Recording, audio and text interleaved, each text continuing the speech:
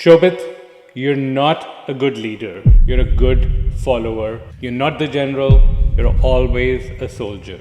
Now, that was my takeaway. That was my feedback. Now, what if this failure made me millions of dollars over the coming years?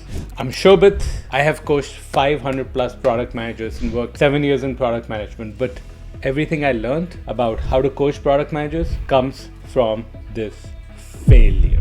Here's you're gonna learn all about it. So let's go back. What happened?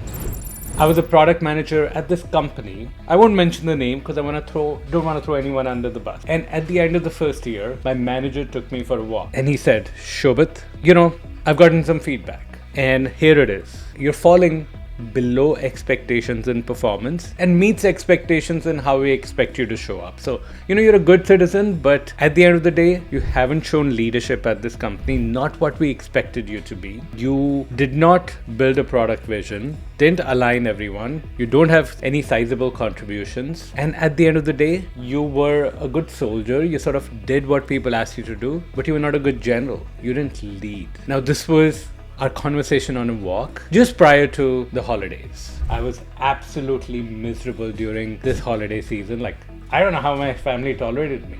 It was awful. Now, let's figure out what really happened. How did I always been a top performer before, worked at McKinsey, worked at really good tech company, got promoted every single year pretty much. How did I get into this stage? How did I become a low performer all of a sudden? So I'm going to lay out first of all, what are the things that I realized I did wrong? The first thing I did wrong was to get caught up in the Marty Cagan world of product management. Now look, I love Marty Cagan. Just amazing books. I've had a personal chat with him. Amazing guy, inspired a whole bunch of people, wrote the book Inspired. He's absolutely fantastic. But the thing that I suffered from, and I see so many product managers suffer from, is that they fail to understand that product management is different based on company context. What you need to get done to be successful as a product manager at one company is very different from another, and there is no shame in not doing things right, in not doing things the way of Marty Cagan and the stories that he tells. You have to adapt to the situation. If it's an early stage startup, there's a good chance you'll be doing a lot more pivots, a lot more tactical work to get it to a stage where you can be more strategic. And that is okay. That was the first disappointment. The first task I did, I was like, let's build this broad vision. What are we going to do? What are we going to be when we grow up? All those things, we should go do that. And what resulted in is a vision document that no one read, a strategy that no one cared about. It was sort of a good academic exercise passed around, and it didn't have any impact day to day. So I never got the influence I wanted. I never got the impact I wanted. The next thing, I failed to understand who held the true power. It was right in front of me. It was these were the people who were being recognized, literally the CEO was calling them out. But because of my blindness, my focus on who are the founders, what's the organization chart look like, let me influence those stakeholders, I missed the critical people. By the way, some of these people went on to become my manager. They're brilliant people and they had the true power. I just failed to notice it. That was a mistake, which is not understanding the hidden power in the organization. Next one, not getting close to customers. So we had a few customers, enterprises.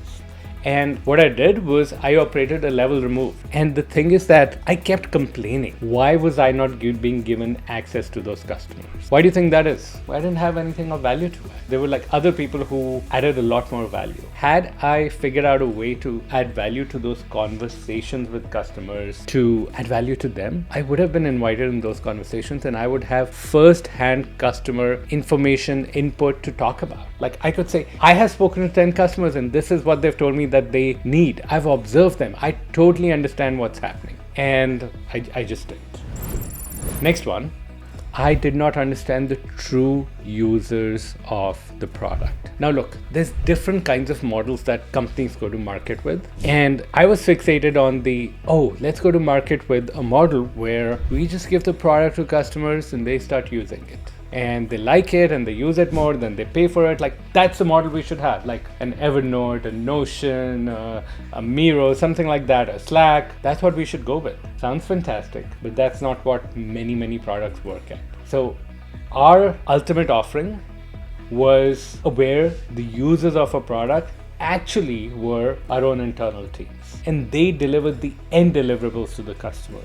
I just was so fixated on the end users being these mythical users at the company that I totally forgot or totally discounted what our own engineers needed to get done. And so I was optimizing for the wrong user all this time.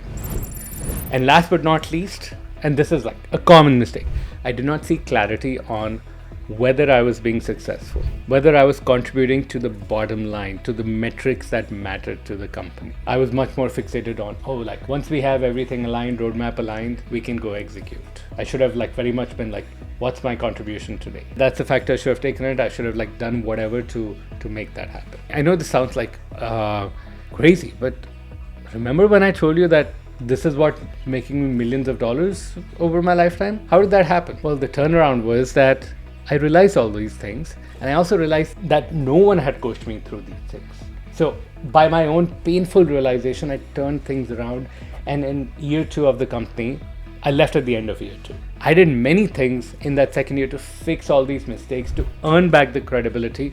Anyone says you cannot earn back credibility? I didn't. You can absolutely do that. So I earned back the credibility. I made things happen such that there was this major disappointment from the highest level executives who were like, I wish Shobhit wasn't leaving. I wish he would stay more. And so that's really what ended up happening. And that's not really where the $1 million came from. The millions of dollars, where did they come from? Well, they came from ultimately me realizing that all these lessons I had learned by failing, I could have done without failing if someone was coaching me through these lessons.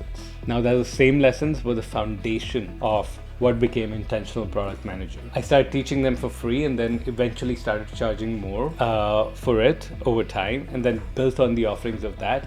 And that is what's ultimately given me my new career as this coach, having now coached like 1,000 product managers, helping them achieve some major outcomes, it becoming my income source. Like, this is the victory at the end of the day. So maybe a lesson to take away is like anything that's, you never know whether something that happened, while it might be painful at that moment, if it's bad or good. For you to just assume it's somehow things work out. Like one of the lessons Steve Jobs talks about, you cannot connect the dots looking forward, you can only connect them looking back. So you have to follow his instinct. That's the biggest thing I took away from this experience. So if you want to continue to learn about such interesting stories and learn more lessons how you can do better, one, I invite you to subscribe and like this video. That way YouTube will also promote it to other people like you. And of course, watch this next video, which is all about getting visibility for the awesome work that you're doing. This is Shobhit from Intentional Product Manager. Look forward to speaking with you very soon.